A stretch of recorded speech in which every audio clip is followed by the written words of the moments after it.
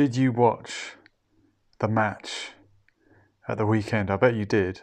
I bet you. It wasn't just a match, was it? It was the matches. What had to happen? Aston Villa had to beat Man City, and they got off to a great start, and then it all fell apart. And Liverpool had to beat Wolves, which you would have thought would have been quite simple, and they got off to a nightmare start. And in the end, they did what they had to do, and I'm sure that Jurgen Klopp will have said his little speech, in this moment, we did everything we can, everything we asked of the players. They won the game, but we didn't win the league. But Man City, we have to respect them. He's such a nice guy, isn't he? He's so respectful. I just wonder if Liverpool had put the pressure on City, because Liverpool were never winning the game until after Man City had taken the lead in their game. If Man City had been aware that Liverpool were way in the lead and they'd done what they needed to do, at that point, if they'd been 2 goals down to Aston Villa, would the pressure have kicked in? I thought Liverpool were going to do it at the weekend. I don't know what it is about when the odds are stacked against a certain team, we start rooting for them. I mean, I don't follow football that much, not as much as I used to, but we start rooting for people, don't we? When they are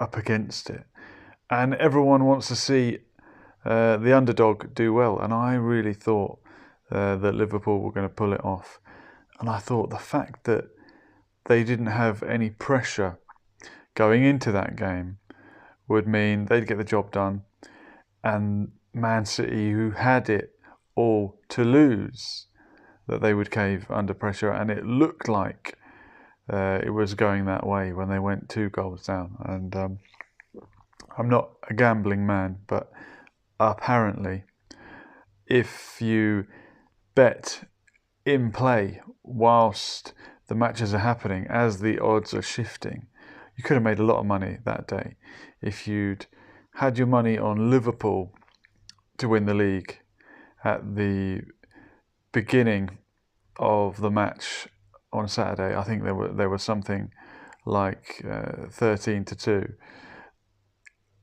Man City must have drifted out during the game when they were 2-0 down.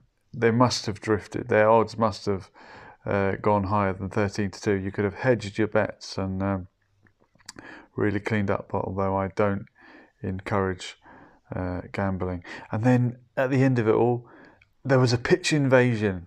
Did you see the pitch invasion? I thought we were going back to Scotland in the 1980s when they would run on the pitch and jump on the goalposts and tear them apart.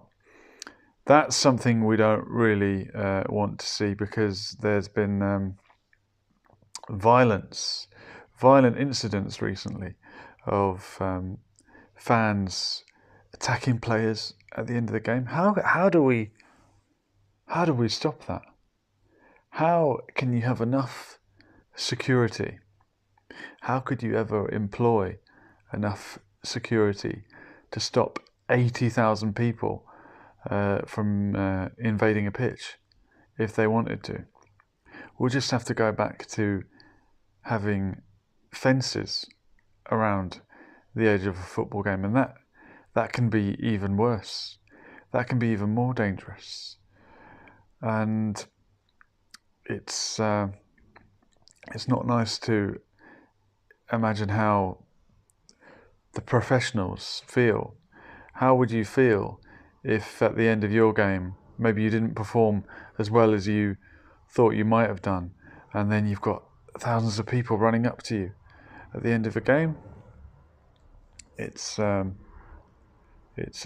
frightening thought. So I just wanted to reflect on the weekend's football. As I say, I'm not really a football fan anymore. Sadly, I used to follow it more in my youth. Now it's only really when it's something big at stake like this that it gets you interested. And Liverpool won the FA Cup. They won the League Cup. They still have a chance to win the Champions League. But is there something about winning the Premier League that's eluded them for such a long time? I know they won it 2 years ago. That was the first time in a very long time. I wonder, would Jurgen Klopp, and a question for Liverpool fans, would you swap those 3 trophies for that one, for another Premier League title? I know you're going to say no, but really, which is the more valuable trophy? Which is harder to win? Anyone can have a cup run. Anyone can get to the final of a cup, can't they? String a few wins together. Other teams might be off form, and before you know it, you're in a semi-final, final. And they will be in a final at the weekend. But to win a Premier League title requires consistency, and for the whole season. And Liverpool did pick up the title 2 years ago, and of course that year the league was severely interrupted, and it almost sort of tainted it a little bit. And at some point they were looking at awarding basis or some kind of algorithm, just like they were awarding people's GCSE results at the time, because of all the craziness that went on. I trust that's not going to happen again. We have managed to conclude this year's Premier League with open stadiums and some kind of normality. Is that all going to change? Is there something on the horizon that is about to wreak havoc? You know what I'm talking about. You know what I'm talking about. I want to be like you. Who will that be the new thing that we can't speak about? I don't know. Hope not. But I wanted to congratulate Liverpool. Man City. I wanted to wish Liverpool good luck for the Champions League final and congratulate Man City on winning the Premier League title. Peter Bills is asking the question. Yes, Peter, that is the question. I'm already treading on eggshells, and I don't know how this new thing, the latest thing, is going to be treated. How will we react to it? I don't know. But we can always talk about football, can't we? We'll always have sport, if nothing else. Well, this has been Lessons for Life. Just a quick one on a Monday. Wanted to check in with you. I know we like to live stream on a Monday night, and we've missed the last few. Peter Bills is saying, "I support the latest thing, don't you?" Peter, I've supported many things in my time. It feels good to get behind something, doesn't it? To feel that you're a part of something. That's why we love football. But is the appeal of football that you are in favour of your team and you support your current team? I know some people like to jump ship, or is it being against someone else? Is it that we like that tribal mentality? And of course, what would Rangers be without Celtic? And Rangers did win the SPL, didn't they? They're another one that's come back from the dead. I should pick up, funnily enough, on Liverpool refusing to sing the national anthem.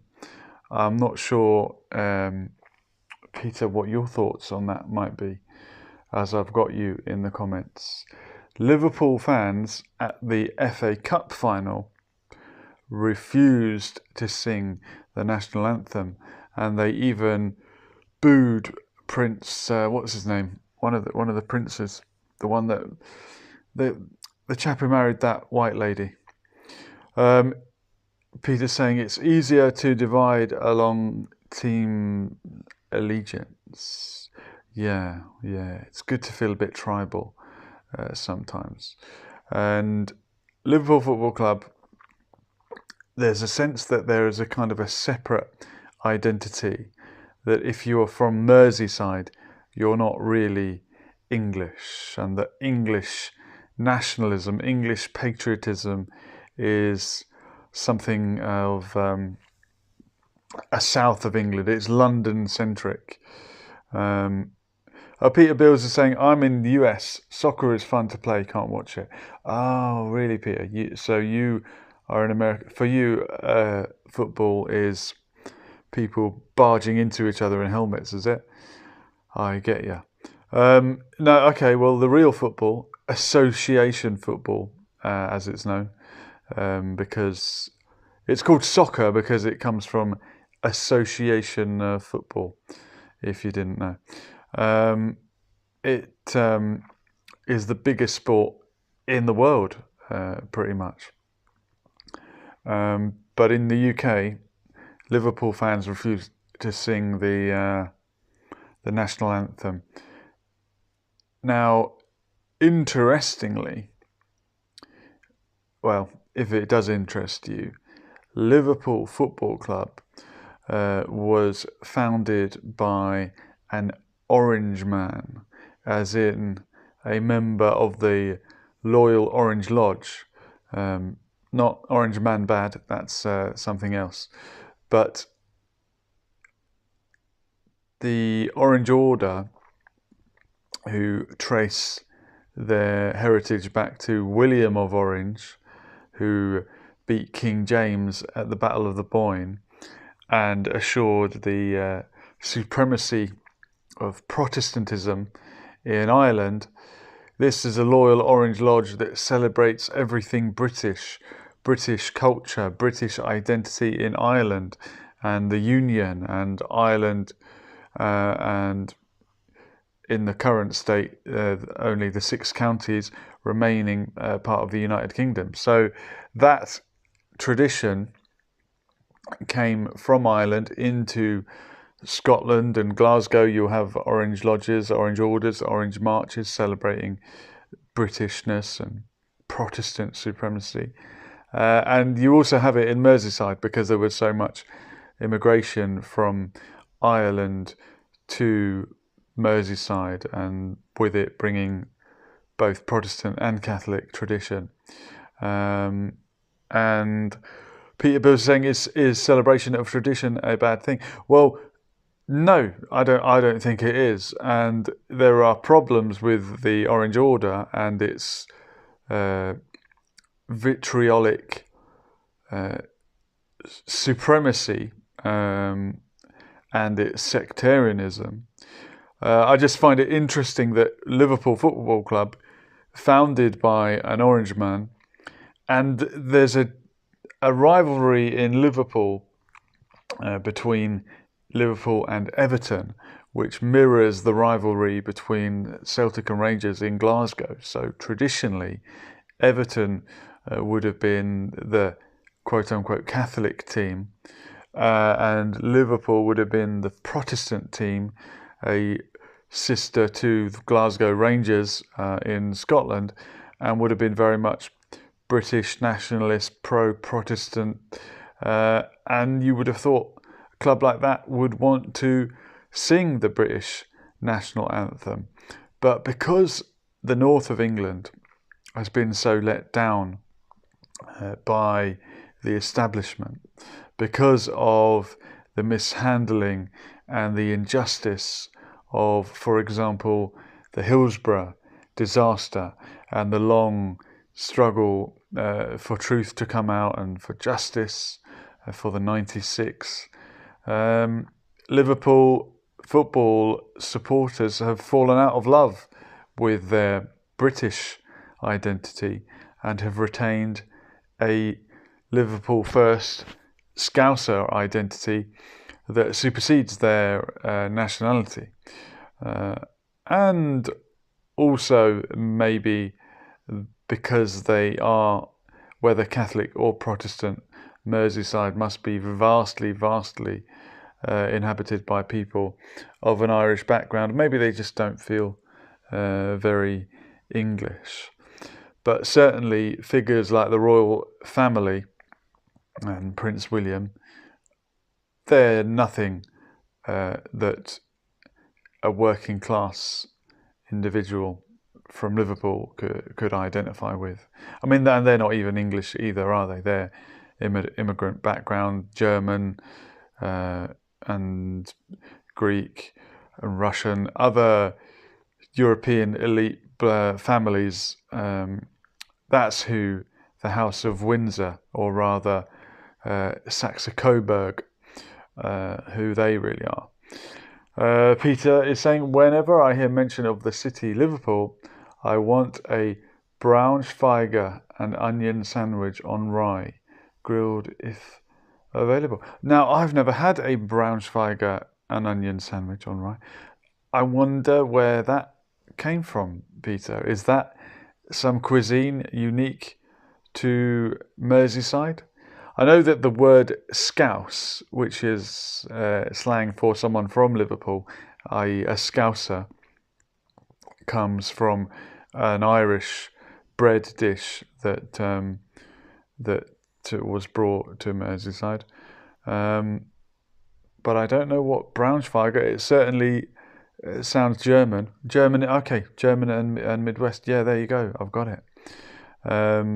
And there must have been very many German immigrants to the Midwest and everywhere in the US. I remember hearing that at some point German might have overtaken English as the main language in the United States. So many people in America are of a German background, but I don't think the language is very alive now, or is it? Are there pockets, Peter, of German-speaking communities in the Midwest or anywhere else in America?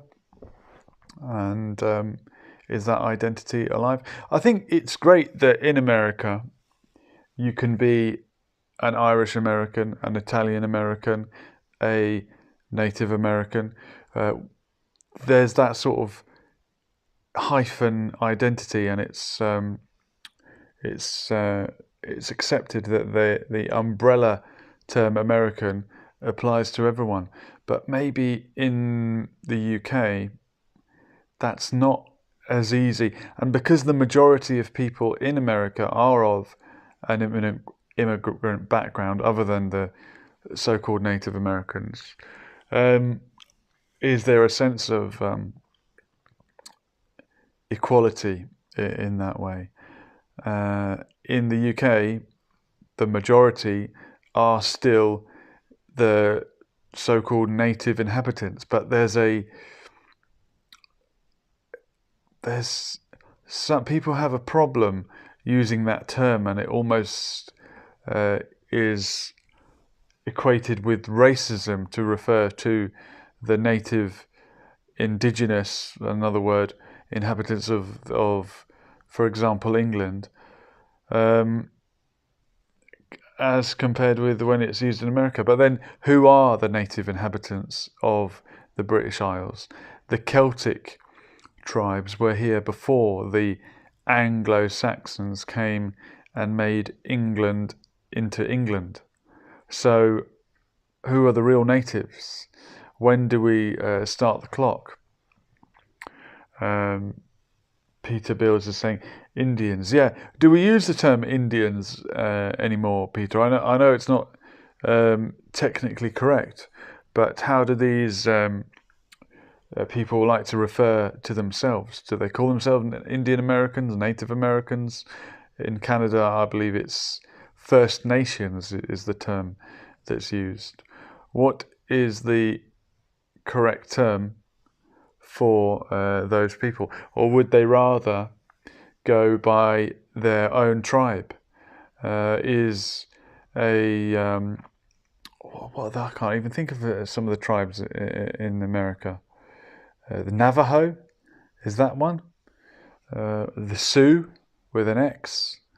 What are the other tribes in America? Maybe they don't like the umbrella term, lumping them all together. Peter is saying worlds of the conquerors. Yep, history is written by the winners, I suppose. And at some point, the Anglo-Saxons came to what became England and conquered the Celts. I've always embraced my Celtic identity, Celtic heritage, being of Irish background. But some people like to even question that, and I've seen articles saying, "Oh, were the Irish actually Celts? Is their DNA not Celtic?" And I think you can do so much with DNA, but really, these terms, even the term Aryan, is not really so much about a race rather than linguistic groups. If you speak an Indo-European / Aryan language, then you are an Aryan. If you speak a Celtic language, then you are a Celt. And Irish people, Scottish people, Welsh people, Cornish people were speakers of Celtic languages, regardless of what colour their skin was. I know there's a famous excavation where they found I forget what the name they gave it, chalk man, that says the early inhabitants of Great Britain would have had dark skin. Okay, fine, but if he spoke a Celtic language, he's still a Celt. I'm not bothered about what skin colour or eye colour anyone had. Peter Bills is saying, I know a man, half Native American. His last name is Cleveland. He has a Cleveland Indians baseball team tattoo on his shoulder. He hates the word savage. I agree. Yes, and is this the team that were told they had to change their name because it was cultural appropriation? I don't know. It's very difficult, unless you're from a culture, to know how you would feel if someone is using your culture as a name of a football team. I think there was even an American football team in the United Kingdom who referred to themselves as the something Indians. I mean, why you do that in the UK, I've got no idea, because that's not our native heritage. You'd be better off calling yourself the Vikings or the Celts or the Saxons or something like that if you want to hark back to European history. It's difficult to know sometimes what is the right thing to do or say. But I've enjoyed touching on other subjects, Peter. Much appreciated, my friend. One night we'll do a whole show on the Super Bowl, which is what is it? Is that football, isn't it? American football. All right, guys. Great to see you on here. We will do it all again on a Monday. This has been Lessons for Life. We were here, and we are gone. Latest.